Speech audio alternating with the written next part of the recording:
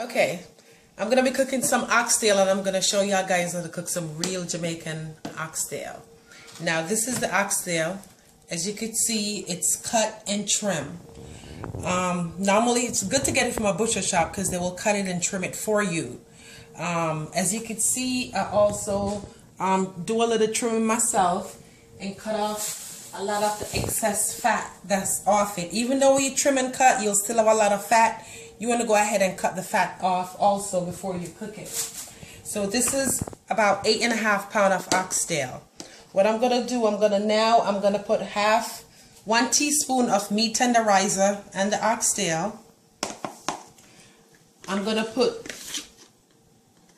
2 teaspoons of garlic.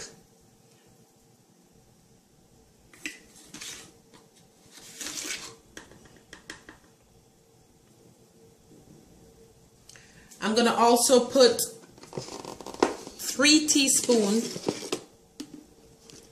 of cayenne pepper. Now you want to use the pepper if you like it spicy. You could do it spicy, but you could use the pepper in your discretion as to how spicy you would want it to be. I like my stuff very spicy, so I'm going to use 3 tablespoons of cayenne pepper. Okay, this is allspice. I'm going to use 2 tablespoons of allspice.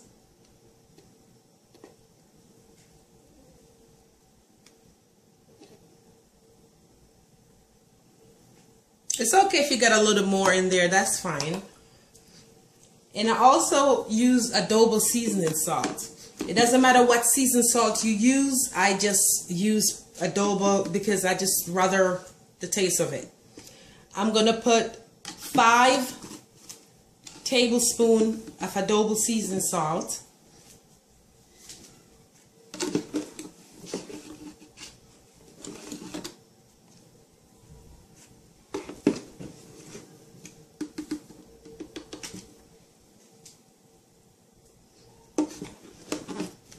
Okay, now remember, you have to use the seasoning according to the amount of oxtail you're cooking. This is just for the 8.5 pounds of oxtail that I'm cooking.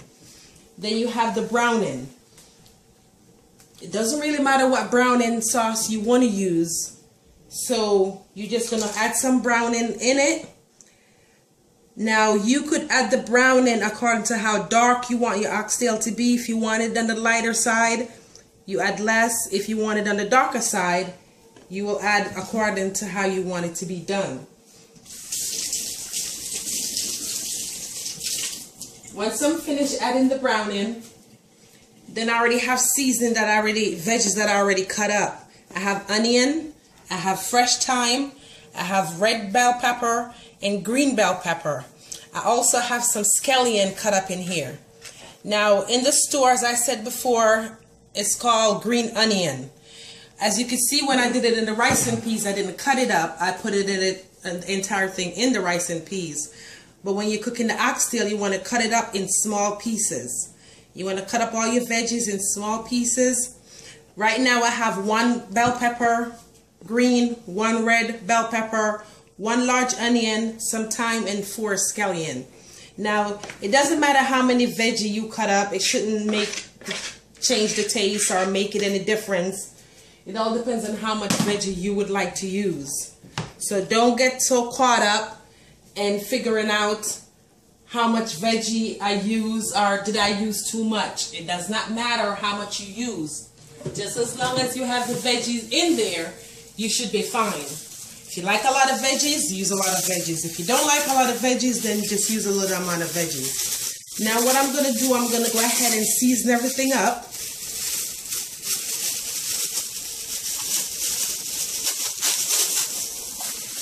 So you want to just get in there, make sure everything is all seasoned up.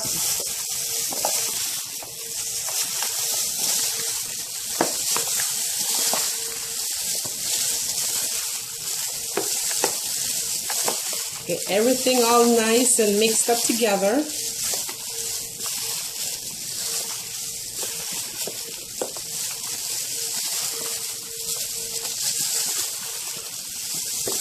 Once you finish seasoning it up, It will give you a color. If it's not as dark as you would like the oxtail to be, you could then just add a little more brown into it. But you want to be careful with the browning to make sure it's the right color you want. You want to add a little bit, and if it's not as dark as you would like it to be, then you want to add some more. You don't want to put too much and then it get too dark, and that's not what you were hoping to have. So you need to be real light on the browning and make adjustment as you go by. Now I like my oxtail a little dark, where you're not really seeing the red. So this is real good for me, and the color is just perfect. So you want to just get it all mixed up and nice. Once it's all mixed up, what you want to do, you just want to take your finger and kind of tap it on your tongue. You can check to see if it's spicy enough, if it's have enough salt, if it needs more salt, if it has too much salt. Whatever you're checking for, this is the perfect time to check it before you actually start cooking it. And once you cook it, you can't reverse anything you've really done. So you want to make sure everything is fine right now. And if you need more seasoning, you could always add seasoning as you go. Now it's all finished and all seasoned. This is what it should look like. All the veggies is all in there. And I will be right back. Okay, now the oxtail is all done. This is what the oxtail should look like. It should not look like you fried it. If you could look, it just look like it's just been brown. It look like it more has been cooked than fried. So once I'm finished doing all this, I have my pressure cooker. It has 6 cups of water. I also add butter bean. It doesn't matter what brand butter bean you use. It shouldn't change the taste. I use 3. 2 should be okay, but I like the taste of butter bean and I love butter bean, so I choose to use 3. So once I put the butter bean in there, I'm going to go ahead and transfer the oxtail from out of the frying pan into the pressure cooker. Go. Okay, now that I've finished taking out all the oxtail, if you could look in the frying pan, it has a lot of oil in it. You don't want to transfer the oil into the pressure cooker. You do want all the gravy at the bottom and not the oil. So what I normally do is I normally skim out and pour all the oil out of the frying pan. I try to get as much oil out as possible.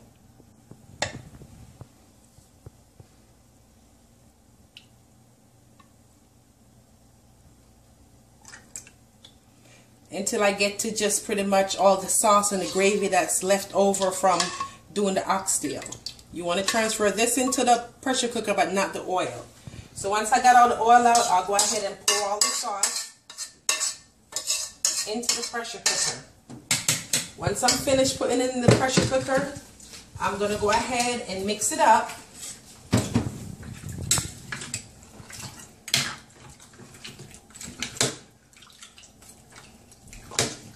And I'm going to go ahead and cover the pressure cooker, and then I'm going to put it back on and high in low pressure for around 45 minutes.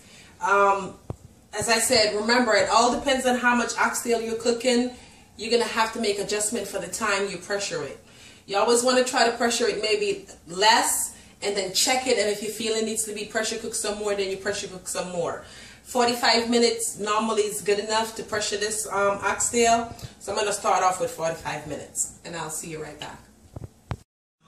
Okay, now the oxtail is finished. This is what the oxtail should look like.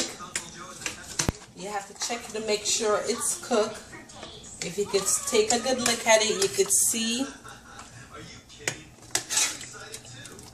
that it's cooked. You want to make sure you also check it to make sure it's cooked. So you want to cut it. You see how easily it's cut. You taste it to make sure it's done. Okay, so what I did once it's finished, then there's normally a lot of oil, so I normally will just take the container and take out all the excess oil that's sitting on the top. You know, I already took the oil out, so this is all the oil that I took out the oxtail from the time I start till the end, till I end. That's a lot of oil. So what I did now, I taste it. And to me, I would like it a little more spicier. So what I did, I got my cup with some water, and this is what I used to make the gravy. I put some flour in it. I put a little more cayenne pepper in it. You can use any kind of pepper, Scotch bonnet, jalapeno, cayenne pepper. It doesn't matter what pepper you use. So I add a little more pepper in it, and then I also add a little more seasoning salt. So what I'm going to do is I'm going to actually pour it inside the water to make my gravy thick. You have to use your discretion as to how thick you want your gravy to be. I like my gravy thick, so I'm going to start pouring. Once you start pouring, you want to mix it as fast. You want to mix it real fast, because if you do it real slow, it's going to come clumpy and start making a dough form. So what I'm going to do, I'm going to pour, and I'm going to be mixing real fast while I'm pouring to make sure it don't get hard and to make sure it don't come into a clump. So you want to get some in, you want to mix it up. And you're just going to keep on pouring. You don't want to make it too thick now, because once it starts boiling, the gravy, which has flour in it, is going to get a little thicker once it starts boiling up. So you want to make sure you actually make it thick enough and let it boil a little bit before you actually put more flour in it. Now this is how thick the gravy is right now. This is how I like it. So I'm going to leave it and let it turn on the stove on low, and I'm going to let it boil for probably 5 to 6 minutes. And once it's finished, I'll show you the ending result. Finished, you can see the texture of the gravy. If you'd like the gravy to be more thicker, then you could just add more flour mix to it. However you like the texture of the gravy, that's how much you need to use your judgment to determine how many of the flour mix you're going to put in your pot. So it's all done. I'm going to go ahead and fix the plate, and I'm going to take a picture and show you the result. This is how the oxtail is. You can see all the butter beans in the oxtail, all cooked, all done, and now it's ready to be eaten.